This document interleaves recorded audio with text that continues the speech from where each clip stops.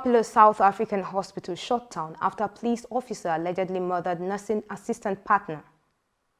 Terrorists invade Katsina border town, shot dead Divisional police officer. Lampard loses debut game with Iwobi at Everton. Details coming up shortly.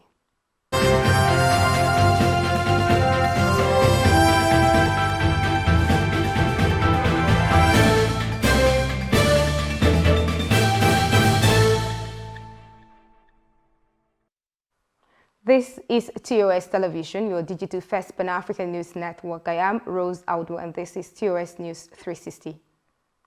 Tembisa Hospital in South Africa has been shut down temporarily after a police officer allegedly murdered his nursing assistant partner at the parking lot.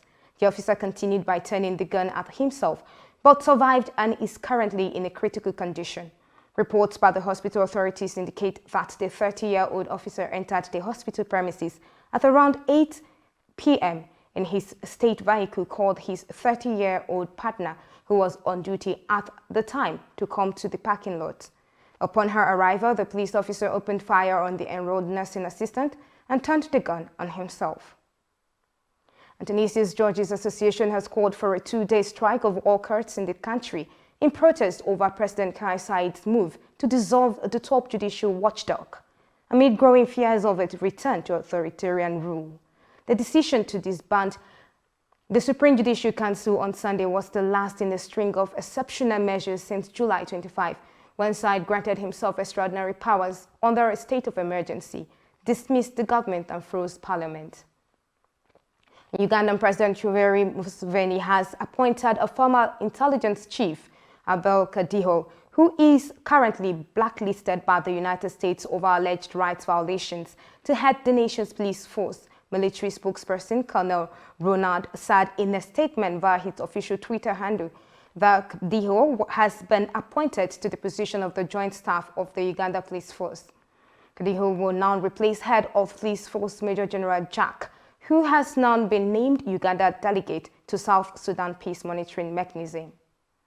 And to bring you stories from Nigeria, the National Orientation Agency is partnering with the African Peace Foundation on building peace for progress and national development of our country. The Director General of the agency, Garba Abari, made this known when the foundation paid a visit to the NOA headquarters in Abuja.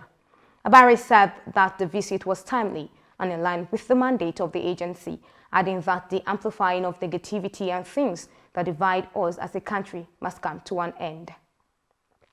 And terrorists invaded Magama Jibia border town on Wednesday morning and shot dead a divisional police officer for Jibia local government area of Katsina State, Abdullahi Ranu.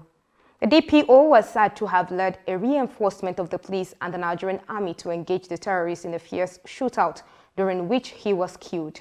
The attack was confirmed by a deputy village head of Mazanya, Abubakar Sani, who said incident began at 2 a.m.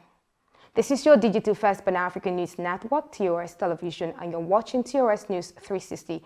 More national, global, business, and sports stories when we return. Do stay with us.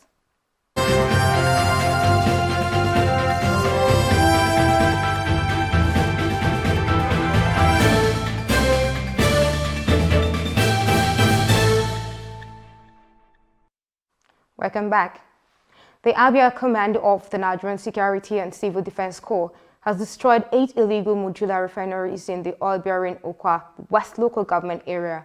The state commandant of the Corps, Ayinlo Oluo, told newsmen in his office in Umuahia that the feat was achieved following the sustained efforts by the command to rid the state of illegal dealings in petroleum products. This came barely 2 weeks after the command destroyed 10 similar facilities in the same area. And to bring you foreign stories, the Israeli army on Wednesday acknowledged it struck Syrian facilities using targeting aircraft, including radar and anti-aircraft batteries, which led to the killing of a Syrian soldier and leaving 5 others wounded. It was reported that a surface-to-surface missile attacks from the direction of the occupied Golan hit at 1:10 a.m. on Tuesday in the vicinity of Damascus. The Israeli military said it attacked targets in Syria in response to an anti-aircraft missile fired from that direction into northern Israel. And French President Emmanuel Macron, the first leader of major Western power to meet Vladimir Putin since Russia massed troops near Ukraine, said on Tuesday he believed steps can be taken to de-escalate the crisis and called on all sides to stay calm.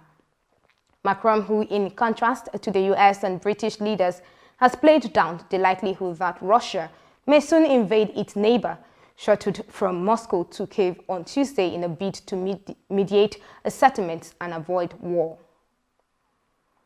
The Nigerian Insurance Association has said insurance companies have paid 11 billion naira claims on losses suffered during the 2020 #EndSARS protest. The NIA had earlier released a report that the claims were paid on vandalization, lootings, theft, death, and cases of losses of cash. It added claims were settled on malicious damage, business interruptions, burglary attacks, and on fire and burnt sites. And just before we go on sports, Frank Lampard recorded his first EPL defeat in charge of Everton as the Toffees lost 3-1 to Newcastle St James Park on Tuesday night. It was Lampard's first league game as a manager after being sacked by Chelsea a year ago. The Toffees had to make 2 first-half substitutions after the Marel, Gray and Yeri Mina got injured in the 25th and 35th minutes respectively. 2 own goals were recorded in the first half of the encounter from both sides as Newcastle came from behind to hammer Everton in a 4-goal thriller encounter. And that is TOS News 360 on your digital first Pan-African News Network. For more updates, visit www.TOSTVNetwork.com. Do follow and like our social media handles on Facebook, Twitter, and Instagram. And remember to subscribe on YouTube. Stay with us and enjoy more programs on TOS Television Network. I am Rose Audu, and many thanks for watching.